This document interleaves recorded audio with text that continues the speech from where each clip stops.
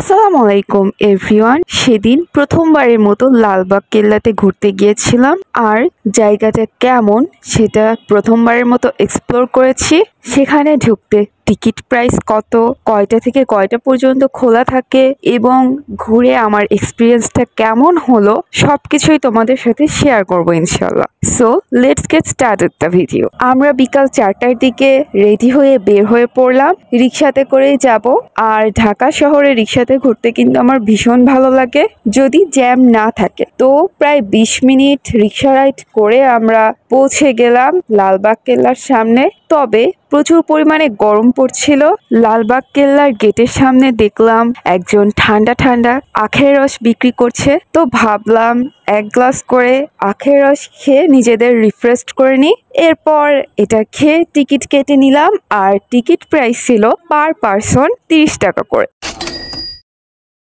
লালবাগ কেল্লায় ঢোকার সাথে সাথেই আমার মনে হলো যেন অনেক বড় একটা ফুলের বাগানের মধ্যে ঢুকে পড়েছি। চারপাশে নানান রং বেরঙের ফুল আর বিভিন্ন রকমের গাছ দিয়ে জায়গাটা সাজানো। এর মাঝে হঠাৎ করে আকাশের দিকে তাকিয়ে দেখি পুরো আকাশ একদম কালো মেঘে ছেয়ে গেছে। মনে হচ্ছে এই বুঝি বৃষ্টি নামবে অনেক জোরে জোরে। তবে একটা বিষয় আমার কাছে অনেক বেশি ডিসঅ্যাপয়েন্টেড লেগেছে, সেটা হচ্ছে এখানে গিয়ে আমি একদমই শান্তি মতো ভিডিও করতে পারিনি, কারণ এখানে প্রচুর ভিড় ছিল।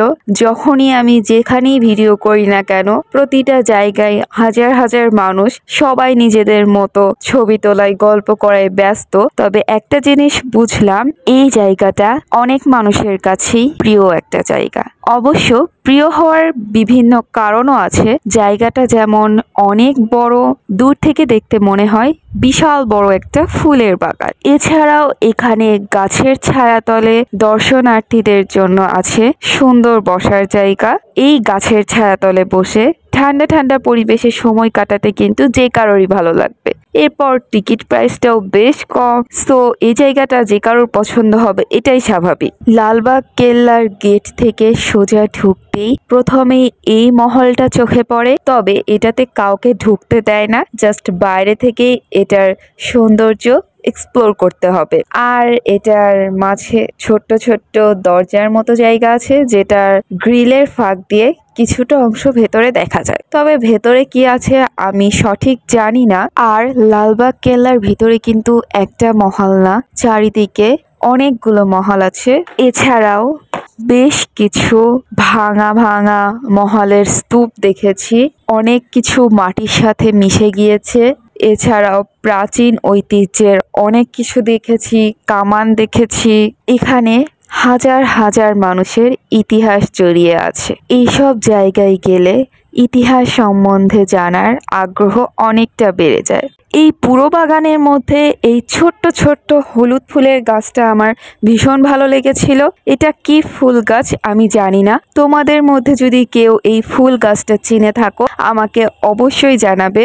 হঠাৎ করে এক সাইডে একটা পুকুর দেখলাম, যেটা পুরোপুরি শুকিয়ে গেছে আর পুকুর জুড়ে এখন শুধু ঘাস আছে। তো যাই হোক, আমাদের লালবাগ কেল্লা এক্সপ্লোর করা মোটামুটি শেষ। প্রায় 1 ঘন্টা সময় আমরা এখানে কাটিয়ে ফেলেছি।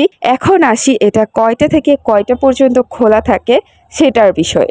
লালবাগ কেল্লা প্রতিদিন দুপুর 1:30টা থেকে বিকাল 5টা পর্যন্ত খোলা থাকে, আর সারা বছর সব সময় এই একটা শিডিউল অনুযায়ী এটা খোলা থাকে। তো আমাদের আজকের ঘোরাঘুরি শেষ, এখন যাবার পালা বাসায়।